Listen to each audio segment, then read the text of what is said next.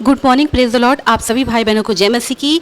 आइए फिर से आज के दिन की शुरुआत बाइबल के एक पवित्र वचन से हम करते हैं।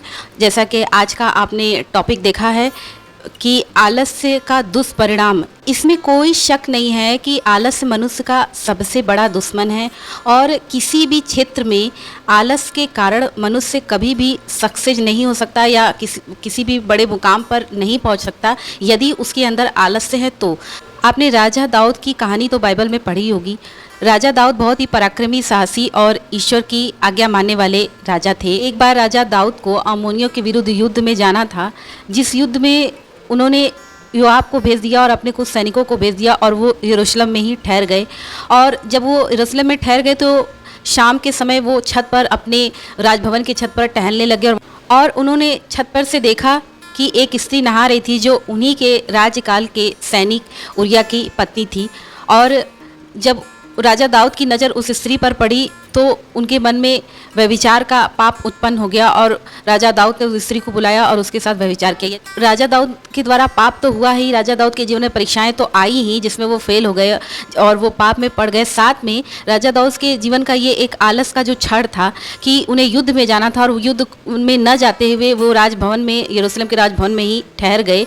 और उसका ये नतीजा निकला कि उन्होंने जब उस स्त्री को नहाते हुए देखा तो उनके अंदर जो पाप उत्पन्न हुआ व्यभिचार का, उस पाप में वो फंस गए और उस पाप के कारण उन्होंने उस स्त्री के साथ व्यभिचार किया। यदि उस दिन राजा दाऊद युद्ध में चले गए होते तो उनके द्वारा जो कुछ भी हुआ, जो भी पाप हुआ, व्यभिचार हुआ, वो शायद नहीं होता। तो वैसे ही हमारे जीवन में भी कभी कभी हो जाता है कि हम आलस के कारण हमें जो करना होता है वो नहीं करते और जो हमें नहीं करना होता है वो हम करते हैं। यानी कि कभी कभी हम जब अपने जीवन में आलस को जगा देते हैं तो हमें ये नहीं पता होता है कि उस वक्त जब आपको काम करना होता है, जब आपको मेहनत करने की आवश्यकता होती है और वो वक्त आप अपना यूं ही जाने देते हैं, व्यर्थ ही जाने देते हैं, तो उस वक्त शैतान आपके जीवन में परेशानियां ला सकता है, जैसे कि राजा दाऊद के जीवन में परेशानियां आई। इसलिए मनुष्य को हमेशा कार्य करने के लिए तत्पर रहना चाहिए। आपने देखा होगा बहुत से ऐसे पुरुष हैं जो काम नहीं करना चाहते या फिर वो किसी काम में हाथ डालते हैं तो वो सक्सेस नहीं हो पाते हैं, क्योंकि कहीं ना कहीं से उनका आलस बीच में आ जाता है, आलसी स्वभाव बीच में आ जाता है।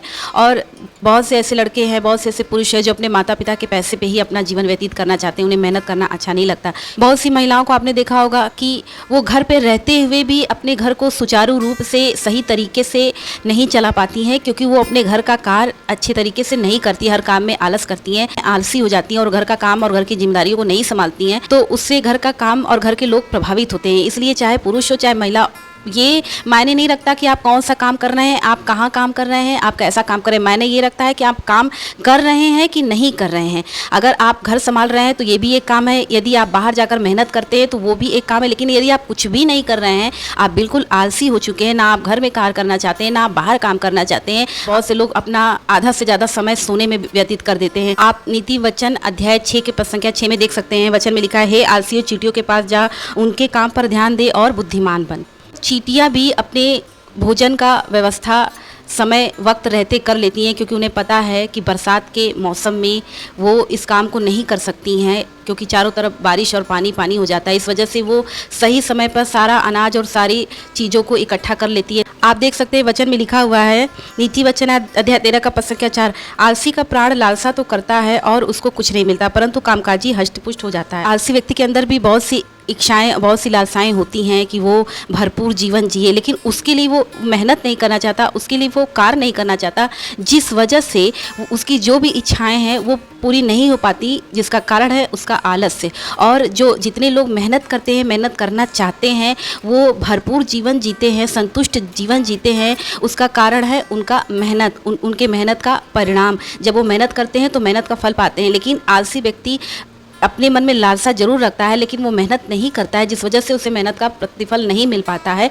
और उसका सिर्फ इच्छा उसके मन में ही रह जाता है, क्योंकि उसे कुछ भी प्राप्त करने के लिए जो मेहनत करने की आवश्यकता होती है वो उस मेहनत को नहीं करता है, सिर्फ इच्छा रखता है। इसीलिए कहा गया है कि आलस्य मनुष्य का सबसे बड़ा शत्रु है। और आलस्य पर विजय हम कैसे प्राप्त कर सकते हैं? देखिए, हमारे जीवन में सिर्फ आलस ही नहीं, बहुत सी कमियां होती हैं। उसके लिए हमें क्या करना है? हमें सिर्फ प्रार्थना करना है और हमें प्रभु से मांगना है। हमें इस बात का एहसास करना है कि हम आलसी हो चुके हैं, हमारा कार्य करने में, किसी भी कार्य करने में मन नहीं लगता है। तो जब हम प्रभु से प्रार्थना करेंगे और अपनी कमजोरियों को प्रभु के सामने रखेंगे तो प्रभु हमें बल शक्ति, पवित्र आत्मा की बल शक्ति और सामर्थ प्रदान करेंगे और आप उस कमी को चाहें तो दूर कर सकते हैं प्रार्थना के द्वारा। आप इस कमी को चाहें तो दूर कर सकते हैं अपने आप को सुधारने के द्वारा, अपने आप को बदलने के द्वारा। लेकिन यदि आपको बदलना नहीं आता खुद को, तो आप ज़िंदगी भर उस आलस में पड़े रहेंगे। इसलिए यदि आप चाहते हैं कि आपके अंदर आलस से कार्य ना करें, मेहनत करके हर एक कार्य में सफल हों, तो उसके लिए आपको प्रार्थना करनी है और प्रभु आपको इन आलस की आत्माओं से निजात दिलाएं, छुटकारा दें, ताकि आप मेहनत के साथ अपना जीवन व्यतीत कर सकें। इन वचनों के द्वारा प्रभु आप सभी भाई बहनों को आशीष दे। सभी भाई बहनों को जय मसीह की।